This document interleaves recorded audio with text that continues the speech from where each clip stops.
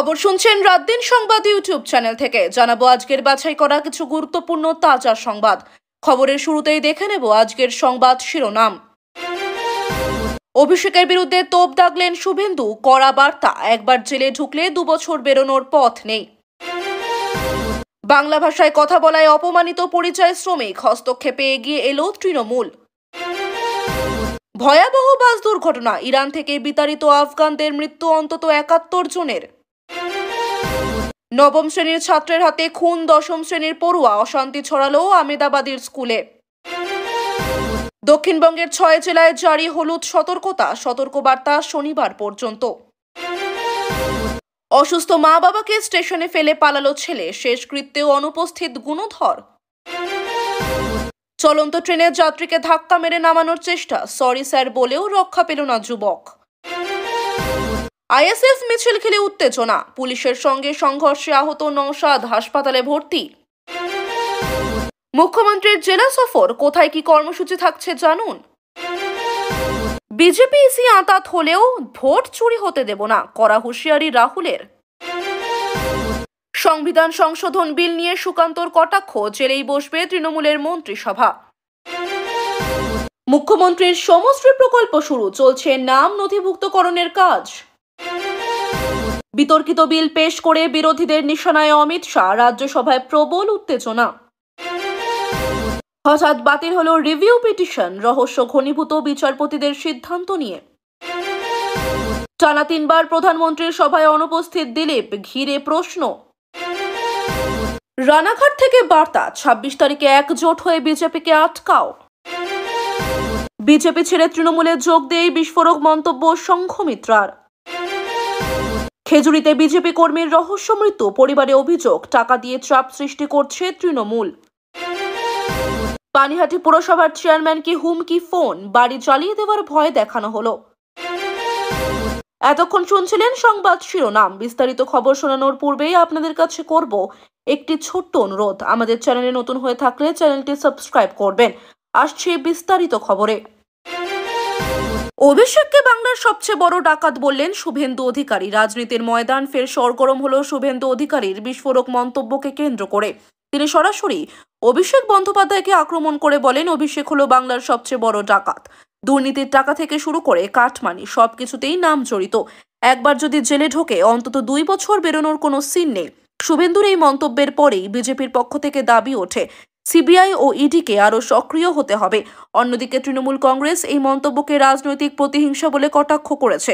শাসক দল বলছে বিজেপি ভোটে হেরে গিয়ে মানুষের রায় মানতে পারছে না, তাই ভিত্তিহীন অভিযোগ করছে। তবে শুভেন্দুর এই মন্তব্য ঘিরে সাধারণ মানুষের মধ্যেও আলোচনা শুরু হয়েছে। অভিষেকের ভবিষ্যৎ রাজনৈতিক ক্যারিয়ার কি সত্যি সংকটে? বাংলা ভাষায় কথা বলায় হেনস্থা পরিযায়ী শ্রমিক, পাশে দাঁড়ালো তৃণমূল। আবারও বাঙালি পরিচয়কে কেন্দ্র করে অস্বস্তিকর ঘটনা ঘটল। একটি রাজ্যে কাজ করতে যাওয়া এক পরিযায়ী শ্রমিককে শুধুমাত্র বাংলা ভাষায় কথা বলার কারণে প্রকাশ্যে হেনস্থার মুখে পড়তে হলো। ঘটনাটি ভাইরাল হতেই তৃণমূল কংগ্রেস দ্রুত পদক্ষেপ নেয়। তাকে নিরাপদে বাংলায় ফেরাতে উদ্যোগ নেয় রাজ্যের শাসক দল। তৃণমূলের পক্ষ থেকে জানানো হয়েছে, যেখানে বাংলাভাষীরা হেনস্থার শিকার হচ্ছেন সেখানে আমরা সরকারের সঙ্গে যোগাযোগ রাখব। রাজনৈতিক মহলের দাবি, এই ইস্যুটি ভবিষ্যতে জাতীয় রাজনীতিতেও বড় ইস্যু হয়ে উঠতে পারে। বাঙালিরা বারবার এমন ঘটনার শিকার হচ্ছেন কেন, সেই প্রশ্নই এখন সামনে আসছে। নবম শ্রেণীর ছাত্রের হাতে খুন 10ম শ্রেণীর পড়ুয়া, চাঞ্চল্য আমেদাবাদে। অবিশ্বাস্য ঘটনা ঘটল আমেদাবাদের এক স্কুলে। সেখানে নবম শ্রেণীর এক ছাত্র ধারালো অস্ত্র দিয়ে কুপিয়ে খুন করল 10ম শ্রেণীর এক পড়ুয়াকে। মুহূর্তে রক্তাক্ত দেহ পড়ে থাকে ক্লাসরুমের বাইরে। এই ঘটনায় আতঙ্কে স্তব্ধ হয়ে যান শিক্ষক ও ছাত্ররা। অভিভাবকরা স্কুলের ভিতরে বিক্ষোভ শুরু করেন। পুলিশ এসে পরিস্থিতি নিয়ন্ত্রণে আনে। কেন এই নৃশংস ঘটনা ঘটল? প্রাথমিক তদন্তে জানা গিয়েছে ব্যক্তিগত বিরোধ থেকেই এই ঘটনা ঘটেছে। তবে এত অল্প বয়সে এমন নির্মম হত্যাকাণ্ড সমাজকে প্রশ্নের মুখে দাঁড় করেছে। বিশেষজ্ঞরা বলছেন, পড়ুয়াদের মানসিক স্বাস্থ্যের দিকে বিশেষ নজর দেওয়ার সময় এসেছে। দক্ষিণবঙ্গের 6 জেলায় জারি হলুদ সতর্কতা, টানা বৃষ্টির পূর্বাভাস। আবহাওয়া দফতর জানিয়েছে, কলকাতা সহ দক্ষিণবঙ্গের অন্তত 6টি জেলায় আগামী শনিবার পর্যন্ত জারি থাকবে হলুদ সতর্কতা। আগামী কয়েকদিন বজ্রবিদ্যুৎ সহ ভারী বৃষ্টি হতে পারে বলে আশঙ্কা করা হচ্ছে। ইতিমধ্যেই কলকাতা শহরের একাধিক এলাকায় জল জমতে শুরু করেছে। সাধারণ মানুষকে অযথা বাইরে বেরোতে মানা করা হচ্ছে। মৎস্যজীবীদের সমুদ্রে না যেতে নির্দেশ দিয়েছে আবহাওয়া অফিস। পাশাপাশি বিপর্যয় মোকাবিলা দফতরকে প্রস্তুত থাকতে বলা হয়েছে। এই সতর্কবার্তায় সাধারণ মানুষের মধ্যে উদ্বেগ তৈরি হয়েছে।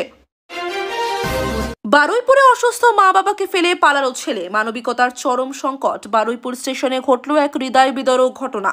অসুস্থ ও অক্ষম বাবা মাকে নিয়ে এসেছিল এক যুবক, কিন্তু হঠাৎই তাদের রেখে সে পালিয়ে যায়। শুধু তাই নয়, বাবার মৃত্যুর পর শেষকৃত্যে যোগ দিতেও সে আসেনি। বৃদ্ধ বাবা মার অসহায় অবস্থা দেখে স্থানীয়রা ক্ষোভে ফেটে পড়েন। অনেকেই বলেন এমন সন্তান থাকা মানে অভিশাপ। সমাজকর্মীরা এই ঘটনাকে মানবিকতার চরম সংকট বলে দাবি করেছেন। খবর ছড়াতেই সোশ্যাল মিডিয়াতেও নিন্দার ঝড় উঠেছে। চলন্ত ট্রেনে যাত্রীকে নামানোর চেষ্টা, ভাইরাল ভিডিওতে ক্ষোভ। এক ভয়াবহ ঘটনার সাক্ষী রইল সাধারণ যাত্রীরা। চলন্ত ট্রেনের ভিতরে এক যুবককে ধাক্কা মেরে নামানোর চেষ্টা করে অপর এক ব্যক্তি।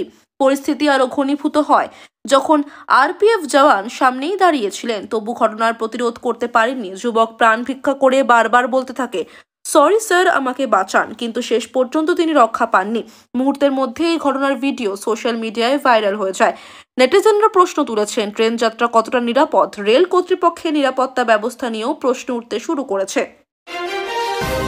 আইএসএফ মিছিল ঘিরে সংঘর্ষ, আহত নওশাদ হাসপাতালে ভর্তি। রাজনীতির মঞ্চ ফের উত্তপ্ত। আইএসএফ এর একটি মিছিলকে ঘিরে ব্যাপক ধুন্ধুমার পরিস্থিতি তৈরি হয়। পুলিশের সঙ্গে বিক্ষোভকারীদের খণ্ডযুদ্ধ বেঁধে যায়। পরিস্থিতি এমন পর্যায়ে পৌঁছয় যে দলের শীর্ষ নেতা নওশাদ সিদ্দিকীকে গুরুতর আহত অবস্থায় হাসপাতালে ভর্তি করাতে হয়। বিরোধীরা অভিযোগ তুলেছে, সরকারের মদতেই পুলিশ এভাবে বিক্ষোভকারীদের ওপর চড়াও হয়েছে। অন্যদিকে শাসক দল বলছে, আইন শৃঙ্খলা রক্ষার স্বার্থেই পুলিশ ব্যবস্থা নিয়েছে। আপাতত নওশাদের শারীরিক অবস্থা নিয়ে উদ্বেগ তৈরি হয়েছে।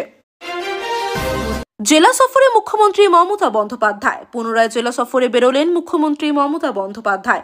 প্রতিটি জেলায় তিনি সরকারি প্রকল্পের অগ্রগতি খতিয়ে দেখবেন, পাশাপাশি স্থানীয় মানুষের সঙ্গে সরাসরি কথা বলবেন এবং তাদের অভিযোগ শোনার উদ্যোগ নেবেন। সূত্রের খবর, এই সফরের মাধ্যমে মুখ্যমন্ত্রী আসন্ন নির্বাচনের প্রস্তুতিও গুছিয়ে নিচ্ছেন। রাজনৈতিক মহলের দাবি, তৃণমূল কর্মীদের মধ্যে উৎসাহ বাড়াতেই এই সফর অত্যন্ত গুরুত্বপূর্ণ। বিজেপি ইসি আঁতাত হলেও ভোট চুরি হতে দেব না, রাহুল গান্ধীর কড়া বার্তা। ভোটের আগে তীব্র বার্তা দিলেন কংগ্রেস নেতা রাহুল গান্ধী। তিনি অভিযোগ করে বলেন, বিজেপি নির্বাচন কমিশনের সঙ্গে আঁতাত করেছে, তবে আমরা কোনোভাবেই ভোট চুরি হতে দেব না, জনগণকেই রক্ষা কবচ বানাবো। রাহুলের এই বক্তব্য বিরোধী শিবিরে উৎসাহ জুগিয়েছে, তবে বিজেপির তরফে কড়া জবাব এসেছে। হারের ভয় আগে থেকেই অজুহাত খাড়া করছে কংগ্রেস। দেশের রাজনীতিতে এই ইস্যুটি এখন নতুন বিতর্কের জন্ম দিয়েছে।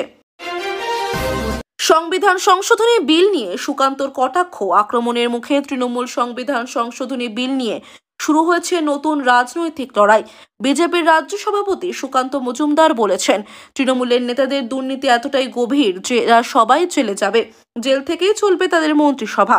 তার এই মন্তব্যে বিজেপি কর্মীদের মধ্যে উল্লাস ছড়ালেও তৃণমূলের পক্ষ থেকে বলা হয়েছে, বিজেপি ভয় দেখাতে চাইছে, কিন্তু মানুষ তাদের বিশ্বাস করে না। রাজনৈতিক বিশেষজ্ঞদের মতে এই বিল ঘিরে আগামী দিনে আরও বড় সংঘাত তৈরি হতে পারে।